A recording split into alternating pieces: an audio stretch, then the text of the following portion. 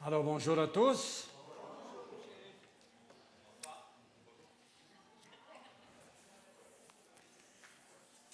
Oui, je veux juste dire un mot d'appui à notre frère Yann, qu'on a envoyé à cette petite église, une église sans pasteur, qui ont vraiment besoin d'appui. Et il porte le nom de Jésus. OK? Christ est membre de cette petite église-là et nous sommes solidaires avec eux. Nous voulons les encourager, les appuyer. Et j'ai déjà vu vraiment un réveil dans le passé dans cette assemblée. Et il faut toujours espérer, n'est-ce pas, que Dieu puisse affermir même les humbles témoignages, les églises modestes en nombre et en présence, et nous voulons être un appui. Nous avons 3 pasteurs ici, et eux, ils n'en ont pas du tout. Donc, on a une autre assemblée à Maniwaki qui n'a pas de pasteur non plus, mais l'église de Mont-Laurier leur envoie un prédicateur, fait qu'ils ils supportent cette petite assemblée-là. Donc, dans notre petite région ici, on se tient. C'est une œuvre missionnaire. C'est comme si on envoyait quelqu'un en Afrique, on trouverait ça bien, ou en Asie. Mais voilà, Dieu envoie des missionnaires d'ailleurs au Québec, des Brésiliens, beaucoup de Brésiliens. Incroyable. On est rendu à peut-être 5, 6 Brésiliens là, qui viennent là. Alors, ça veut dire que pour Dieu, le Québec est un champ missionnaire. Alors, pourquoi il ne le serait pas pour nous? S'il l'est pour Dieu, donc il l'est pour nous. Alors, je rends grâce à Dieu pour le privilège qu'il nous donne de pouvoir supporter cette assemblée. Et on a un groupe de jeunes de l'Église qui sont absents ce matin parce qu'ils sont allés en fin de semaine au camp des bouleaux pour l'édification, l'enseignement, le salut. Ils vont développer des voyages comme ça, là, les jeunes, comme les adultes, quand on est ensemble. Là, on développe des amitiés intéressantes qu'on n'a pas l'opportunité de faire quand on se voit une fois par semaine. Mais là, c'est à tous les jours. Ils mangent ensemble, ils s'amusent ensemble et tout. Alors, j'aimerais qu'on puisse prier pour eux. D'accord? Allons-y. Seigneur Jésus, merci infiniment pour nos jeunes qui ont un cœur bien disposé et qui sont allés là pendant une fin de semaine. Ils s'exposent à toi, Seigneur. C'est notre désir le plus cher que chacun puisse invoquer ton nom comme son sauveur, comme son maître. Bénis-les, Seigneur. Bénis ceux qui vont enseigner. Remplis-les de ton esprit. Remplis-les de hardiesse, de sagesse. Et que nos jeunes reviennent renouvelés, enthousiastes, parce qu'ils t'auront mieux connu. Merci à l'avance de tout ce que tu vas faire. Amen. Combien est-ce qu'il y en a qui aiment lire des généalogies dans la Bible? Oui, la semaine passée, je pense qu'il y en a quelques-uns qui avaient... non, c'est les pasteurs. J'avais posé ça, la question à des pasteurs. Presque tous ont levé la main. Et puis, ils ont étudié ça un peu pour certains. Mais c'est un peu tough, hein, lire les généalogies. La plupart sautent par-dessus ou on les lit en surface rapidement. Je comprends, j'ai déjà fait ça aussi. Mais en même temps, à un moment donné, je me suis dit, ben oui, mais si Dieu l'a mis dans la Bible, c'est parce que ça a une valeur. Je me suis ouvert, je dis, Seigneur, aide-moi à trouver des pépites. Ben, j'ai trouvé des pépites d'or dans toutes ces généalogies. Et là, j'en ai encore trouvé plusieurs autres que j'aimerais ça partager avec vous ce matin. Vous savez, quand un prédicateur qui cherche à plaire à son assemblée, il va aller chercher des sujets ou des textes populaires ou faciles pour qu'il puisse bien faire. Mais quand nous prenons cette méthode qu'on a, c'est-à-dire d'étudier livre après livre, chapitre après chapitre, on n'a pas le choix. On ne peut pas sauter par-dessus facilement comme ça, sans lutter avec le passage. Et puis, on va lutter avec ces passages-là ce matin, puisque pour la plupart, vous n'étiez pas habitués. Alors, dans le chapitre 4, retournez avec moi dans le chapitre 4 avant d'embarquer dans le chapitre 5, on a la généalogie de Caïn. Adam a eu 2 fils, Caïn et Abel. Caïn a tué son fils, son frère, et là, Dieu l'a chassé. Et quand même, Dieu ne l'a pas fait mourir tout de suite. Un acte de grâce de la part de Dieu pendant qu'il exerce la correction ou le jugement sur Caïn, Dieu l'a protégé pour que personne ne le tue et il lui a conservé toute sa bonté, comme on va le voir tantôt. Dans le verset 17, Caïn eut des relations conjugales avec sa femme. Elle tombe en... C'est drôle, hein? Il y a personne qui lui a donné un cours de préparation au mariage, lui. Il sait quoi faire tout de suite. Et elle tombe enceinte et mit au monde Enoch. Il construisit ensuite une ville à laquelle il donna le nom de son fils Enoch. Enoch eut pour fils Irad, Irad eut Méhujaël, Méhujaël eut Métushaël, vous n'êtes pas obligé d'apprendre ça par cœur quand même, et Métushaël eut Lémec. Lémec prit 2 femmes. L'une s'appelait Ada, l'autre Silla. Ada mit au monde Jabal, il est l'ancêtre de ceux qui habitent sous des tentes et près des troupeaux. Le nom de son frère était Jubal, il est l'ancêtre de tous ceux qui jouent de la harpe et du chalumeau. De son côté, Silla mit au monde Tubal-Caïn, il forgea tous les outils en bronze et en fer. La sœur de Tubal-Caïn était Naama. Lémec, il dit à ses femmes, Ada et Silla, écoutez-moi, femmes de Lémec, prêtez attention à ce que je dis. C'est que j'ai tué un homme pour ma blessure et un enfant pour ma contusion.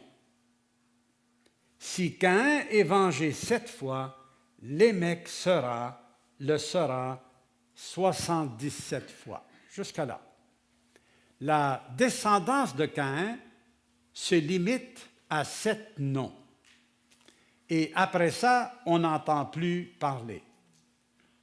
Comme on va voir dans le chapitre 5, la lignée du Messie ne passe pas par Caïn. Mais elle aurait dû passer par Abel, mais Abel a été tué. Donc, là, ce qu'on apprend au verset 25, Adam eut encore des relations conjugales avec sa femme. Elle mit au monde un fils et l'appela Seth, car, dit-elle, Dieu m'a donné un autre fils pour remplacer Abel que Caïn a tué. Quelques observations là. Ce qu'on apprend dans la descendance de Caïn, il y a des informations où on voit que les hommes, très tôt, on est au début de la création là, et très tôt, ont appris des métiers. Un était agriculteur, l'autre était berger, l'autre, il fabriquait des instruments de musique, l'autre travaillait le fer, le bronze. Très rapidement, Dieu a donné à l'être humain des dons, des capacités, des talents absolument extraordinaires pour que l'homme puisse participer à la création de Dieu non seulement en mangeant les fruits, mais également en façonnant la terre et la terre que Dieu lui a donnée. Alors, tous ces métiers-là ont été appris très tôt. On est dans la descendance de Caïn. Et on arrive donc dans le verset 26. Seth eut lui aussi un fils et il l'appela Énoch. C'est alors que l'on commença à faire appel au nom de l'Éternel. Pourtant, Abel et même Caïn ont offert des sacrifices à Dieu. Ils ont adoré Dieu. Chacun à leur manière, c'était l'attitude du cœur, ce n'est pas juste la manière, c'est l'attitude du cœur qui a fait la différence avec les sacrifices. Et Ève, lorsqu'elle a mis au monde Adam, pas Adam mais Seth, elle a dit, Dieu m'a donné un autre fils pour remplacer Abel que Caïn a tué.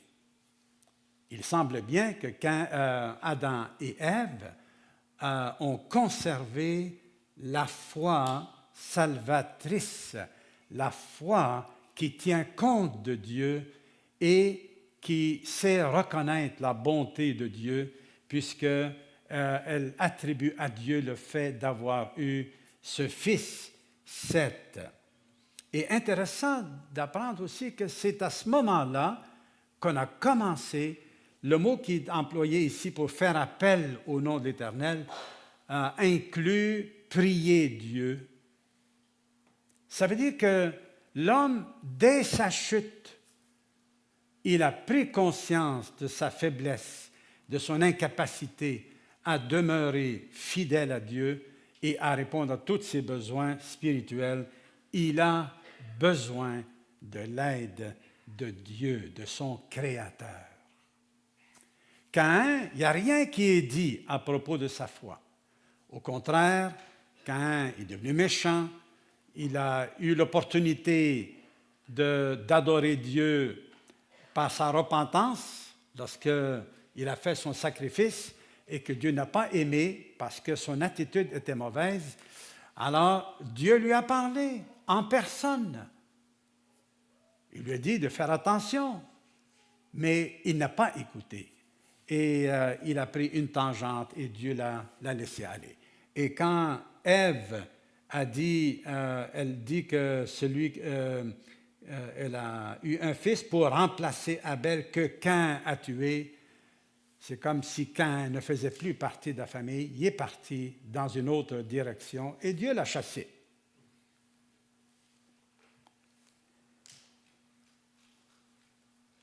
Donc, on peut apprendre à prier, on peut apprendre à faire appel à l'Éternel. Mais pour ça, il faut croire que Dieu existe. Vrai? Il faut croire que Dieu existe et qu'il est le rémunérateur, comme c'est écrit, de toutes choses. Donc, ce qu'on demande à Dieu, il faut bien croire que Dieu, il a ce qu'on lui demande. Et que nous recevons de sa main sa bonté, ce que nous lui demandons. Jésus dit que la prière de la foi, c'est elle qui sera exaucée. La prière de la foi. C'est l'élément de la foi. C'est la foi qui prie. Ce n'est pas deux choses complètement séparées là. C'est intimement lié. Et il va arriver un temps où nos enfants vont commencer à invoquer pour eux-mêmes le nom de Dieu s'ils ont mis leur confiance en lui, s'ils croient en son existence. Il y a un temps pour ça, et ici ça a pris un petit peu de temps avant qu'on a commencé à invoquer le nom de l'Éternel. Es-tu quelqu'un qui invoque toujours le nom de l'Éternel dans tous les aspects de ta vie? s'il y en a parmi nous qui n'ont pas l'habitude de le faire, je vous encourage à le faire. Faites appel à Dieu. Vous voulez être sauvé? Faites appel à Dieu parce qu'il a pourvu au salut à la croix. Il ne va pas te pardonner en dehors de son Fils. Il faut venir à son Fils pour recevoir le pardon de Dieu. Dieu honore son Fils et il ne va pas accorder rien en dehors de son Fils.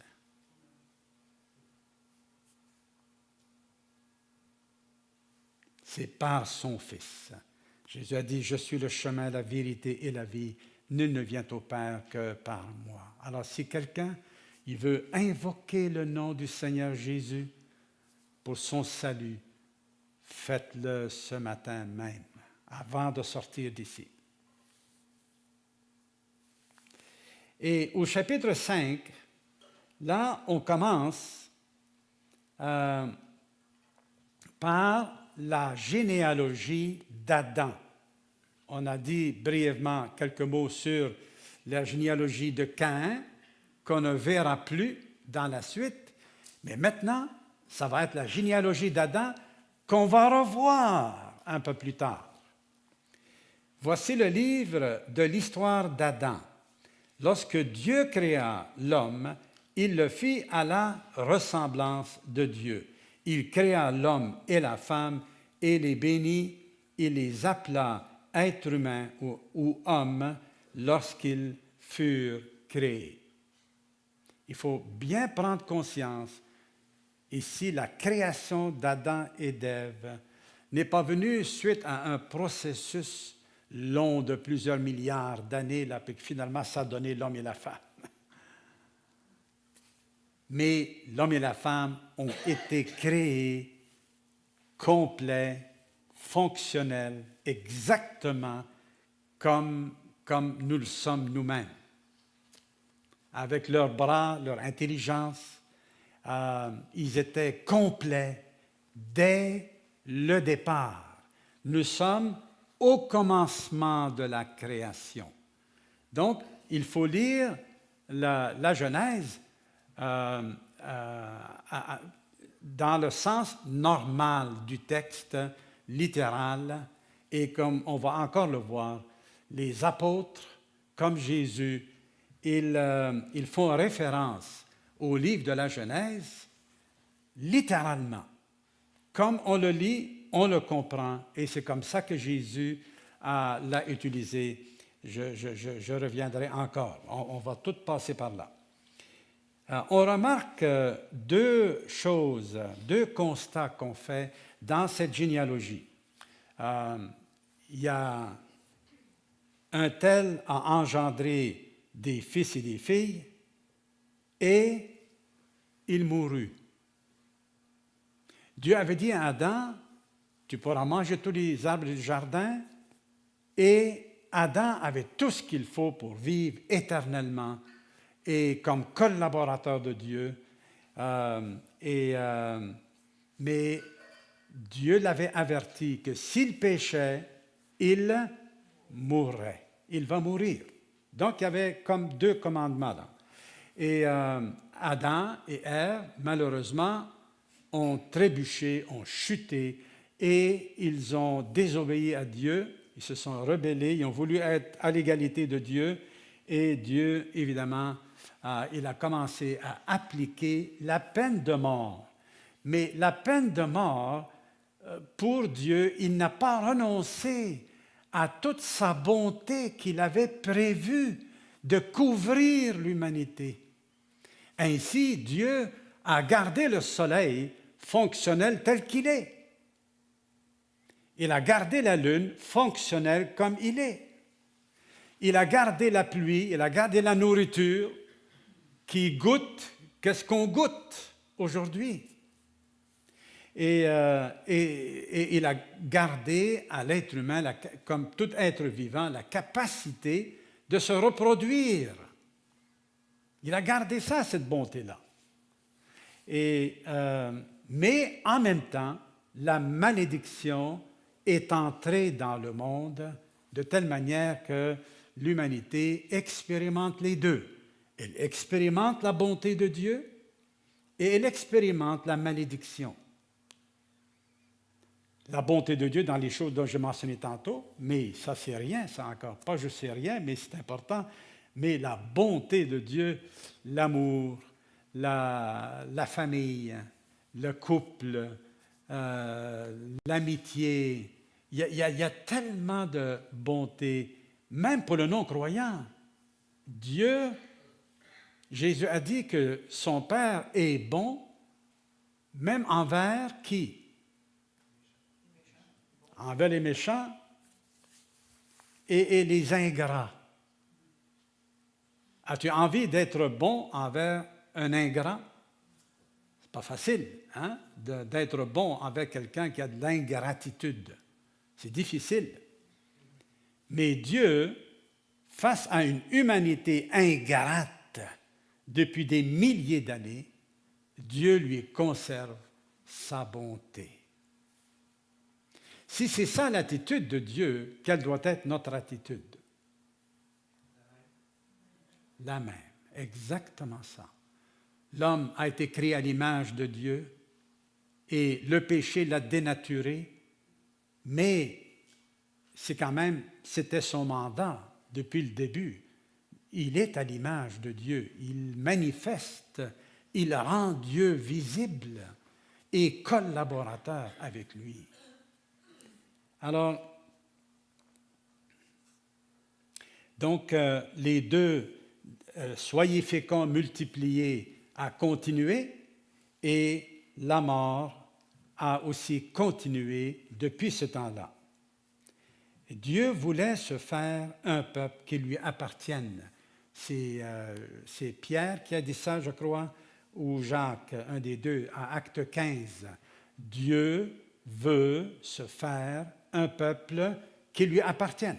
Il a commencé par Adam, c'était le peuple qui devait appartenir à Dieu.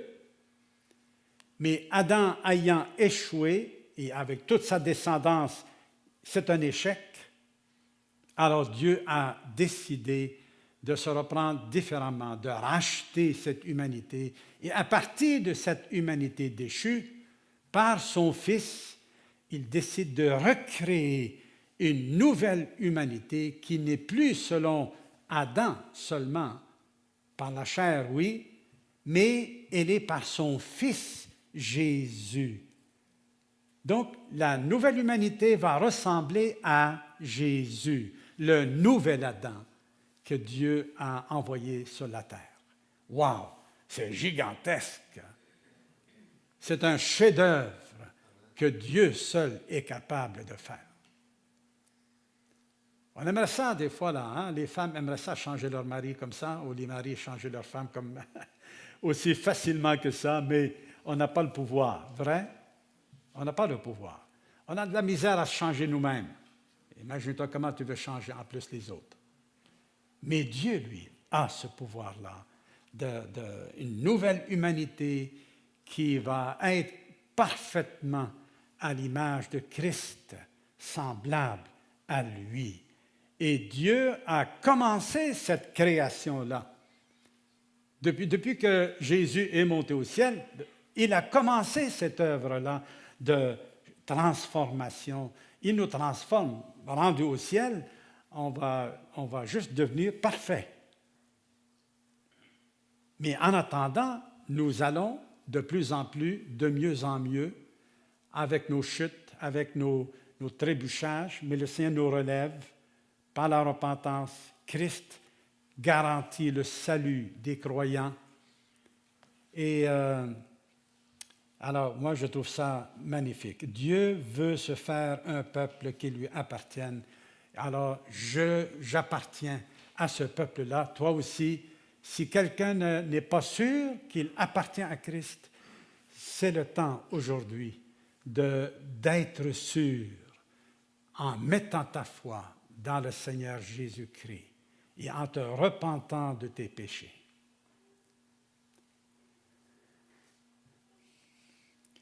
Dans le chapitre, on a ici, où est-ce que j'ai mis? Oui, je demandais à Lise de le faire pour moi, mais je l'avais là. Je ne le trouve plus. Je l'ai.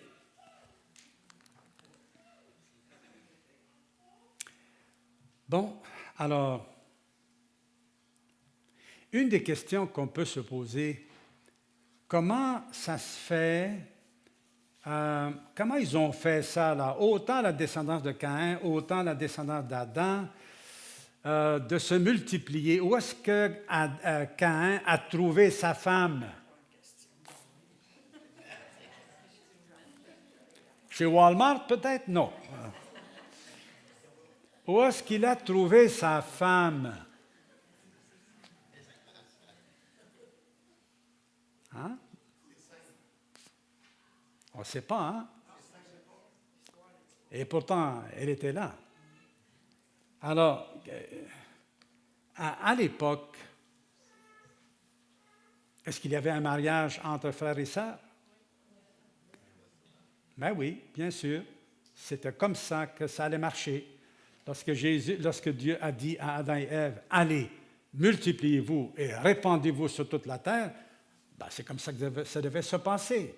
Ça se mariait, s'ils seraient mariés, les frères en frères, après ça, entre cousins, cousines, et puis là, finalement, avec une quantité de gens, OK?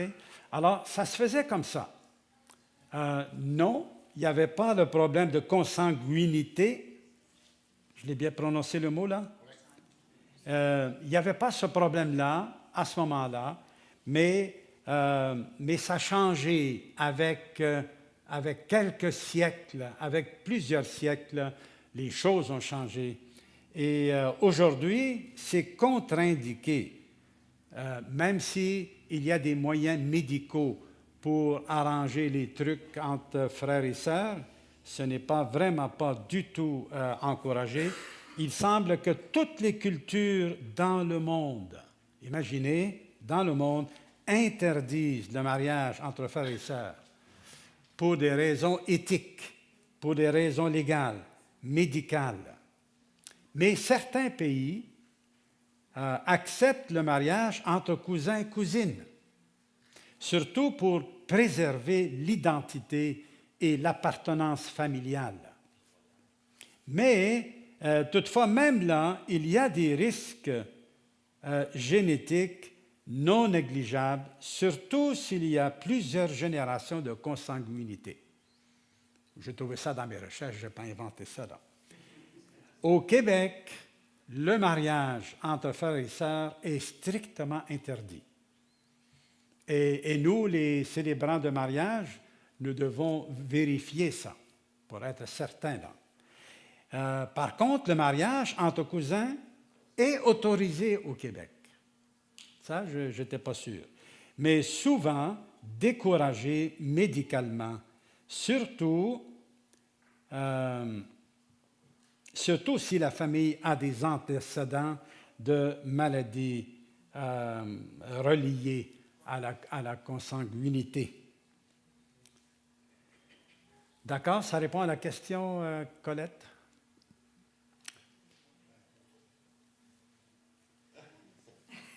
Ouais. C'est que Adam est mentionné le premier, Abel le deuxième. D'accord? Et, comment il s'appelle? Seth, il est nommé le troisième. Maintenant. Alors, OK. Ah, voilà. OK. Adam et Ève avaient 130 ans. Adam avait 130 ans. Ève aussi. Ils avaient le même âge. Ils sont partis à zéro, eux autres. C'est le cas de le dire. Ils avaient 130 ans. Est-ce que ça veut dire qu'ils ont eu seulement 3 relations sexuelles pour avoir ces enfants-là? Il n'y en a pas eu d'autres? Qu'est-ce que vous en pensez? j'ai l'impression, quand ils ont découvert ça, mon ami, ils ont fait comme nous on fait. Hein? Comme nous on fait. Donc, ils ont eu beaucoup, mais on n'a pas nommé tout cela, tous ces noms-là, parce que ce qui était important, c'était de souligner les deux lignes. La ligne de Caïn, de la méchanceté, de l'incrédulité à l'égard de Dieu, et la ligne du Messie, la ligne de la foi qui partait d'Abel, mais qu'Abel a été tué. Finalement, ils ont eu un fils, et c'est ce fils-là qui y avait la foi. Et c'est par lui que la lignée d'Adam passe. Elle ne passe pas par Caïn, mais elle passe par Seth. Regardez verset 3, 5.3. À l'âge de 130 ans, Adam eut un fils à sa ressemblance, à son image, et il l'appela Seth. Adam vécut 800 ans après la naissance de Seth, et il eut des fils et des filles. Adam vécut en tout 930 ans, puis il mourut. Okay? Une des questions des fois qui se pose, est-ce que ce sont des vraies années ou est-ce que c'est... Il y en a qui ont dit c'est des mois. Mais non, quand Moïse a écrit, il savait qu'est-ce qu'il faisait. Et c'était le calendrier lunaire à ce moment-là. Et puis, c'était les mêmes années qu'aujourd'hui. Nous, on a le calendrier solaire, mais même le calendrier lunaire, on corrigeait un certain nombre de jours pour, je pense, au bout d'un certain nombre d'années, on ajoutait un mois pour arriver à l'équivalent de l'année solaire. Alors, ce sont des années, il n'y a rien dans le texte, ni en dehors du texte, qui laisse à dire que c'est stupide ou que c'est, comment on appelle ça, c'est juste ça vient de l'imagination. Dans les religions païennes, ils ont également, lorsqu'ils font référence au début de l'humanité, mais c'est en termes de milliers d'années. Un roi, il pouvait régner pendant 30 000 ans. Ça, c'est de la folie. OK? Mais c'est très sobre et je le prends tel quel parce que c'est comme ça que Dieu l'a transmis pour nous, puis il n'y a pas de raison de penser autrement. À l'âge de 105 ans, Seth eut pour fils Énoch. Et là, à son tour, Seth, il a vécu 807 ans. Et donc, cette lignée-là, elle est la lignée du Messie. Le 10e, la descendance d'Adam, elle a 10 noms. Celle de Caïn, 7. OK? Ici, elle a 10 et elle se termine par Noé. Donc, cette généalogie-là d'Adam nous relie avec le commencement de l'humanité. Okay? C'est au début de la création. Il n'y a pas d'espace avec des milliards d'années entre ça. C'est collé à la création et ça fait partie de la création. Et elle fait le pont avec le déluge. OK? Alors, elle n'est pas là pour rien. Et elle est c'est un document historique, de telle manière on peut compter le nombre d'années. Il y a une sœur qui les a comptés. Hein? J'avais dit, je vous ai donné un petit devoir, là, OK, de compter le nombre d'années. Alors, il y a une sœur, Cathy, tu es arrivé à? 6 000. Ah, tu l'as recompté, là. Bon, à 6 000 ans. Bon, oui, aujourd'hui. Oui, oui, par hasard, comme ça. J'arrive, j'avais l'information de ceux qui se servent des généalogies, de cette généalogie-là et celle de Luc en particulier, comme on va le voir tantôt, qui monte jusqu'à Adam, fils de Dieu, qui remonte à Dieu par cette lignée-là. Et qu'est-ce que j'allais dire là?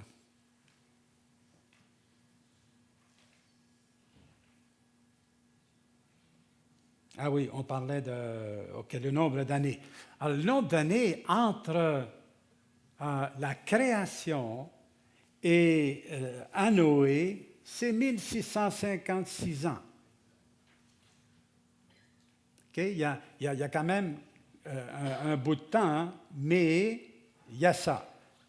Mais jusqu'à Jésus, de Jésus jusqu'à le début de la création, il y a 3975 ans. Je n'ai pas fait le calcul en détail, là, OK? Je prends ce que d'autres ont calculé. Et alors ça m'a éveillé. 3975, on est en quelle année aujourd'hui? 2025? Alors, si tu ajoutes 2025 à 3975, tu arrives à combien d'années? 6000 juste. C'est pas 6001, c'est pas 5999, 6000 juste. Bon, OK, d'accord, partons pas en peur. Il n'y a pas de signe là, je ne vois pas de signe du tout. Ben oui, il n'y en a pas. Pas parce que ça arrive comme ça, un chiffre. Mais environ 6000 ans, selon les données bibliques. Les scientifiques chrétiens et non chrétiens, en se basant juste sur les faits historiques, les faits généalogiques et les autres sciences, et non pas les théories, mais juste sur les faits, ils disent que la Terre a entre 7000 ans et 10 000 ans, et non pas des milliards d'années. C'est comme ça qu'il arrive. Mais c'est quand même intéressant que strictement, uniquement par les données bibliques, on arrive à environ 6000 ans. Bon, je vous donne l'information comme ça parce qu'on la tire de ça, mais sans lui donner une signification énorme. Maintenant, dans le 7e, on a vu que le 7e fils de Caïn, Lémec, arrogant, lui, il ne s'est pas contenté d'être monogame, de marier avec une femme, mais il a pris 2 femmes. Et il a dit, bon, moi j'ai tué un homme parce qu'il m'a blessé, je l'ai tué. Et si Caïn est vengé 7 fois, Lémec, il va l'être 70 fois. Arrogant, méchant. Mais ici, le 7e, dans la lignée de Caïn, c'est Enoch, verset 21. À l'âge de 65 ans, Enoch eut pour fils Méthusélah. Enoch marcha avec Dieu 300 ans après la naissance de Méthusélah, et il eut des fils et des filles. Chacun a eu des fils et des filles. OK? Voyez d'où est-ce qu'ils viennent la femme de... pas d'Arthur, là, mais de Caïn, là. Okay. Chacun a eu des fils et des filles, mais tous ne sont pas mentionnés dans la généalogie. Alors, oh là là, oh là là, oh là là, là là. Mon ami, c'est quoi cette horloge-là? Ah, c'est tough. Bon. Écoutez, tournez avec moi, OK, rapidement, les 2 généalogies de Jésus. Matthieu, chapitre 1, on voit que Matthieu commence tout de suite par la généalogie de Jésus avant sa naissance. Alors que Luc, lui, va attendre, non seulement après la naissance de Jésus pour écrire sa généalogie, mais il va attendre que Jésus devienne un homme d'environ 30 ans, et c'est là qu'il va écrire sa généalogie. Matthieu, il commence non pas par Noé ou par Adam, mais il commence par Abraham. Et ensuite, d'Abraham, il descend à David.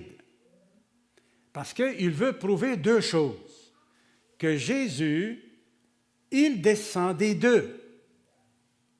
La lignée royale vient par David, mais l'identité juive, elle vient d'Abraham. Okay? C'est avec Abraham qui était le premier. Alors, donc, il passe par là et il arrive jusqu'à Joseph, l'époux de Marie. Mais voilà, c'est que à partir de David, là, tu as deux généalogies. À partir de David, il y a le dernier descendant. Dieu a dit à David, je vais faire en sorte que tu ne vas jamais manquer de descendants sur le trône. OK? Donc, tous les rois qui ont régné en Juda pendant les 10 OK? Tout cela descendait directement de David, jusqu'à un nommé Jéconia. Alors, Jéconia, il a été méchant, comme beaucoup d'autres rois, et Dieu avait décidé de le punir. Et il a dit dans Jérémie, chapitre 24, verset 30, verset 23 et suivant, il a dit, Jéconia, vous n'allez pas compter ses fils pour régner là. Aucun de ses fils ne va régner sur le trône de David. Et intéressant, Jéconia, qui a été le dernier roi, après ça, il a été déporté en Babylone, et le récit fait partir la descendance à partir de lui. Puis on arrive jusqu'à Joseph. Alors Joseph, il ne pouvait pas, se présenter comme le roi, de dire, je suis le descendant de David, donc j'ai droit à la royauté. Pourquoi? À cause de Jéconia. La malédiction était sur Jéconia. Et Jéconia n'a pas eu aucun de ses descendants en plus de 500 ans, aucun roi en Israël qui descendait de Jéconia. Alors, dans la lignée de Luc, Luc, il ne commence pas par, ici, à la même place, il part à partir de Joseph. Et là, lui, il prend le chemin inverse. Okay? Alors, il commence à monter et on voit tout de suite, il y a quelque chose qui ne marche pas. Dans la lignée ici de Matthieu, ça dit qu'un nommé Jacob qui a mis au monde Joseph. Donc, le père de Joseph s'appelait Jacob. Ce n'est pas Jacob le petit-fils d'Abraham, là. Il y en a beaucoup de Juifs qui se sont appelés Jacob. Alors, mais ici, le père de Joseph, il s'appelle Élie, H-E-L-I.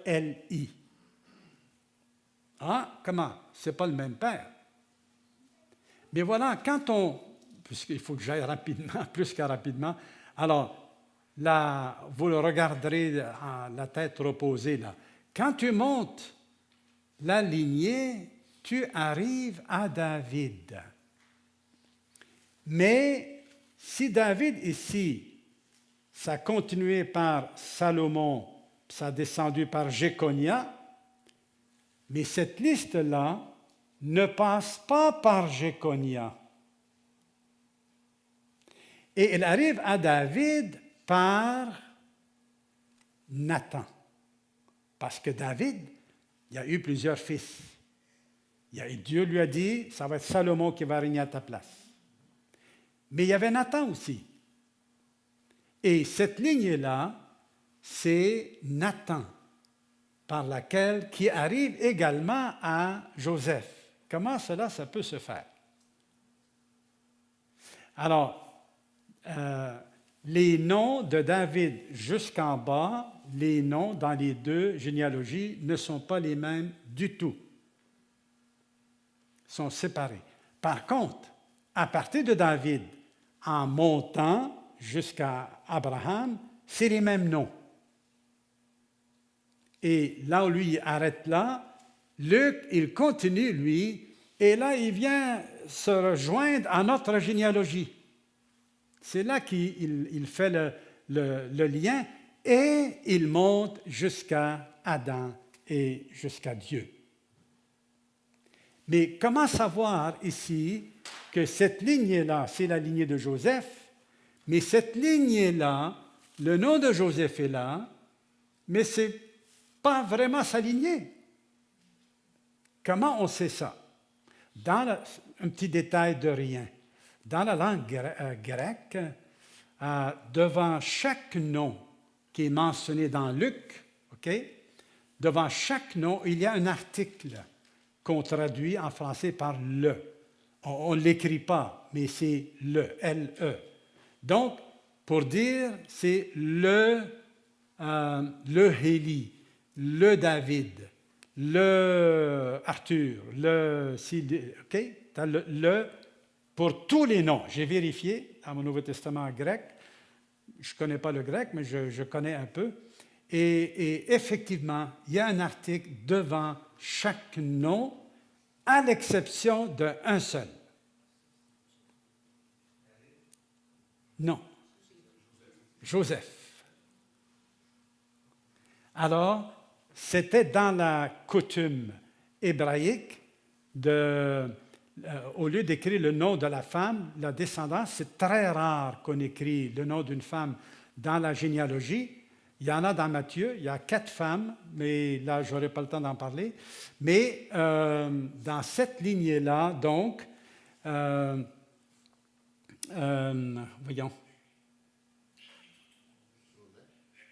Oui, alors Joseph, lui, il n'y a pas d'article et tout le monde comprend, dans ceux qui connaissent l'hébreu et le grec, ils comprennent que c'est Marie qui est là, qui est sa femme. C'est la lignée de Marie. Okay?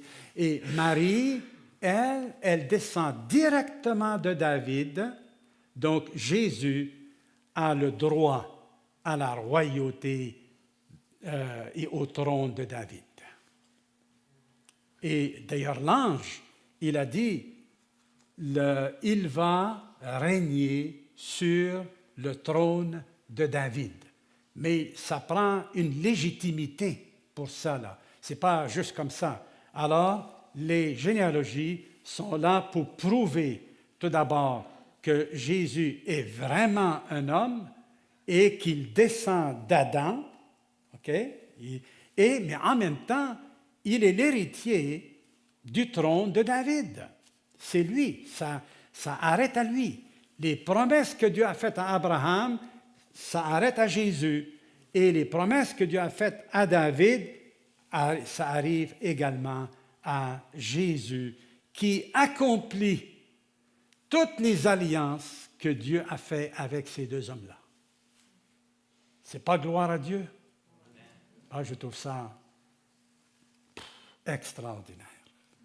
Extraordinaire. Mais je vais terminer en allant dans le repas du Seigneur avec une méditation qui est tirée justement de Hénoch. Il est écrit que Hénoch a marché avec Dieu. Ça veut dire quoi, ça, qu'il a marché avec Dieu? Ça veut dire quoi? Quelqu'un qui marche avec Dieu, ça veut dire qu'est-ce qu'on entend? Qui marche selon la volonté de Dieu? Est-ce que toi, tu marches avec Dieu? Oui ou non?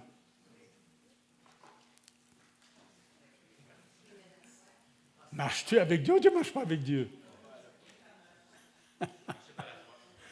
Ben oui, mais bien sûr, bien sûr. L'expression « marcher avec Dieu », c'est marcher par la foi. marcher par l'obéissance, marcher dans l'intimité.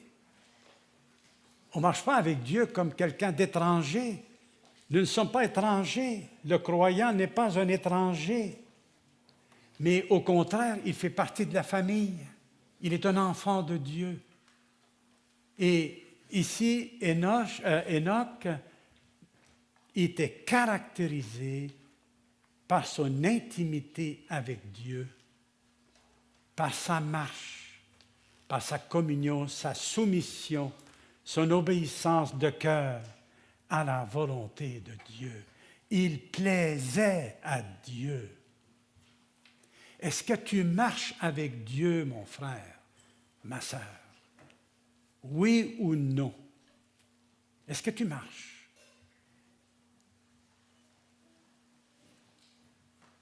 Tu vas me dire, oui, mais je ne suis pas parfait, puis je pêche encore. Marches-tu avec Dieu ou tu ne marches pas avec Dieu? C'est là la question. Est-ce que notre ami était parfait? Mais pourtant, il est écrit, il a marché avec Dieu. David, est-ce qu'il était parfait, David? Mais pourtant, Dieu dit, c'est un homme selon mon cœur. Il s'est repenti, David. Ça fait partie de marcher avec Dieu, de se repentir. En moi que tu dises, je suis chrétien, mais je ne me repens pas, là, comme M. Trump, excusez-moi de le dire, bien fort, je l'ai entendu. Il dit, je n'ai pas besoin de me repentir. Comment ça que tu n'as pas besoin de te repentir? Tu te dis chrétien. Contradiction. Alors, si quelqu'un il est de cet avis-là, ben, tu es sur un mauvais chemin. Un chrétien qui marche avec Dieu, il se repent à tous les jours, au fur et à mesure. Mais c'est sa foi qui le tient en communion avec Dieu et qui va influencer sa conduite, son comportement.